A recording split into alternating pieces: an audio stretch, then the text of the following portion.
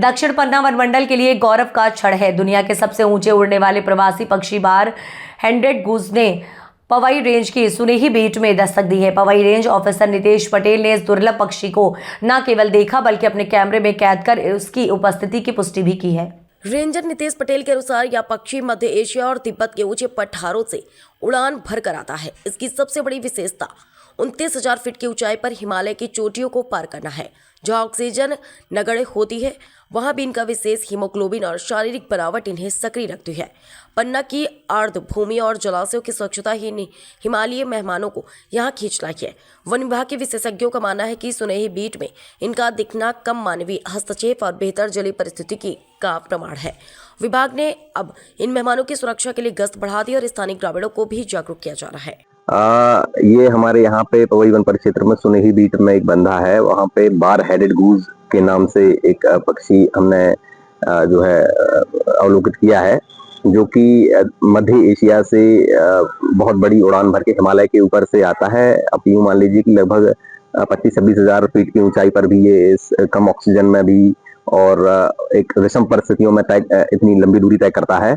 और हमारे यहाँ का ये जो वातावरण है यह इसके अनुकूल है। और जैसे कि पूर्व में भी अन्य पेंटेड स्टॉर्क और कई प्रवासी पक्षी भी हमारे यहाँ पे देखे गए हैं, तो इससे यही सिद्ध होता है कि यह हमारा जो वन परिक्षेत्र है उसमें आर्द्र भूमि और एक स्वस्थ पारिस्थितिकी तंत्र को लेकर हम आगे बढ़ रहे हैं। और लगातार जो वन विभाग का प्रयास है वह भी इसी क्षेत्र में है कि किस प्रकार से हम आने वाले हमारे मेहमानों को एक अनुकूल वातावरण दे सकें। और लगातार वन मंडल दक्षिण पन्ना और समस्त टीम इस क्षेत्र में लगातार प्रयास कर रही है। पीक समय क्या होता है, कौन से समय पर?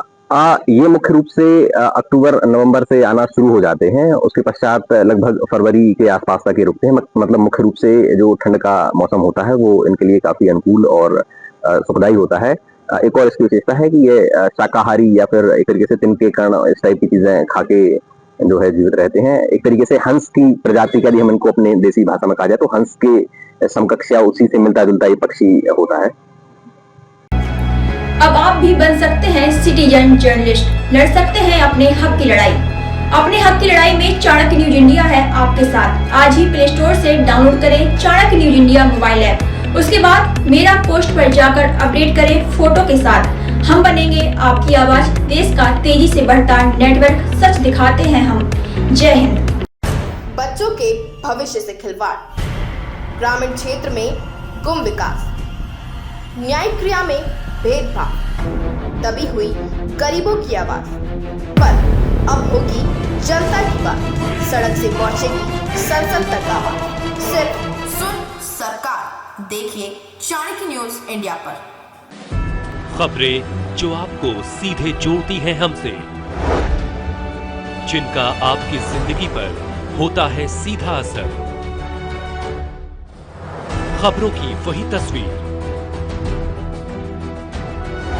बिना बदले बिना डरे, जज्बा सच का लिए, सच दिखाते हैं। चाणक्य न्यूज इंडिया, हम हैं हिंदुस्तानी। कटेंगे तो कटेंगे। आज देश इनसे कह रहा है तुमसे नहीं हो पाएगा। Can you understand the ignorance? We are not looking for your admiration. आपको अपना काम करना पड़ेगा। राजनीति देखिए चाणक्य न्यूज इंडिया के साथ।